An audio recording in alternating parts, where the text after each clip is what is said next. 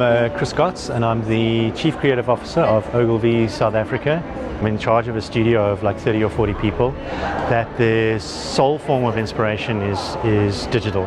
That they look at their phones and they look at their screens. And we're in Woodstock, we're surrounded by all these art galleries, incredibly interesting people, and there's this amazing mishmash of poverty and design and art and food and all sorts of things. And you know, often when I talk to them, they haven't got out there and done enough of the stuff. I came across this phrase recently and I thought it was really wonderful, and I like it because it describes like unexpected collisions that lead to ideas, and accidents that sometimes deliver ideas to us. I do worry that with all these new distractions, our ability as creative people to pay attention to the world around us is shrinking. And I think that a lot of the times we miss these little moments of accidental poetry because our heads are in our phones and we don't look up and look around enough. We got headphones clamped to our ears, we don't hear enough. And I think that a lot of the stuff that we discover is on the web. So it's been put there by somebody else, it's been curated by somebody else. We didn't actually find it. And I think that we are suffering from a deficit of primary evidence. We need to get out there and kind of look at stuff a little bit more.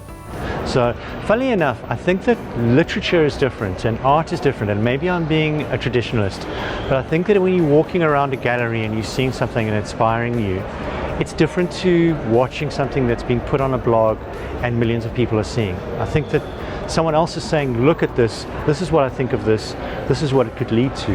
Whereas if you're just seeing a picture on a wall, I think it's leaving a lot more work for you to do, which is better.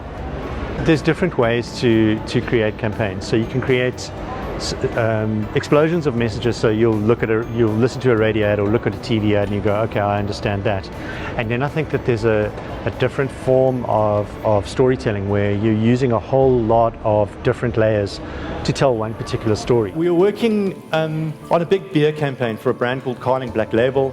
And we had what we thought was this brilliant idea. We were going to sponsor a football match between Kaizer Chiefs and Orlando Pirates, massive social currency, hugely expensive for the client, really want to maximize the value, and boy did we have a good idea. So what we're going to do is we're going to get one fan from each of the teams to coach the teams on the day.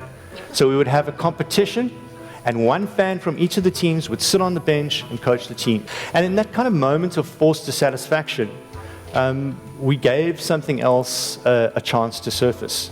South African men love two things: soccer and Carling Black Label. It's South Africa's biggest beer. And when soccer fans crack open a Carling Black Label and watch a game, chances are they're watching Kaizer Chiefs and Orlando Pirates. They're South Africa's biggest soccer clubs. But Carling Black Label noticed that the fans were getting more and more frustrated with the coaches. The fans believed they knew their soccer clubs better than the coaches. All South African fans needed was a chance to prove themselves. So Carling Black Label gave the power to South African fans by creating the Carling Black Label Cup. The fans could pick the players for their team. The fans could make a live substitution on the day of the game.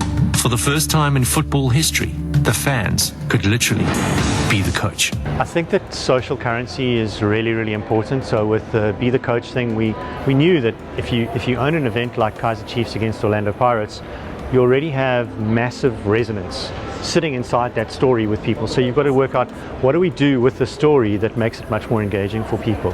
I think it's a mistake when you think like everyone is incredibly interested in our washing powder and we're going to create an engagement story around our washing powder, and you don't have any social currency sitting around that thing that makes people want to engage. It's very difficult to tell clients that no one is interested in their stuff.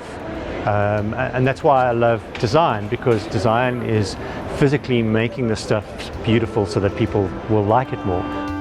I suppose being in advertising is possibly the best meeting of commerce and art that you could possibly wish for. You're having ideas, you're getting money to make your ideas. Obviously you've got a job, you've got to persuade people to buy something. So I think that there's so many different ways to tell stories on different levels and layers. And the really exciting thing is we're like, it feels like we're 1% of the way into the thing. We have a brand called BLUEMOTION, which is within the Volkswagen stable. It's like this eco-friendly engine. It's about 10 to 15% more energy efficient than a normal Volkswagen engine. And it's such a great project. We knew the brief was coming in, we were waiting for the brief, And the brief came in and was like, do a magazine ad. And we were like, that doesn't make sense to us at all. A magazine is a very inefficient medium. It's like killing trees, and you're doing it for this eco-efficient car. And we were busy moaning about how dumb that was when we realized that that was actually the idea. Most magazines, along with all the ads in them, end up as trash, wasting a lot of paper. So when Volkswagen wanted a print campaign to promote BLUEMOTION, an eco-conscious range of cars, we asked ourselves, can a print ad help save paper, not waste it? Introducing the BLUEMOTION label.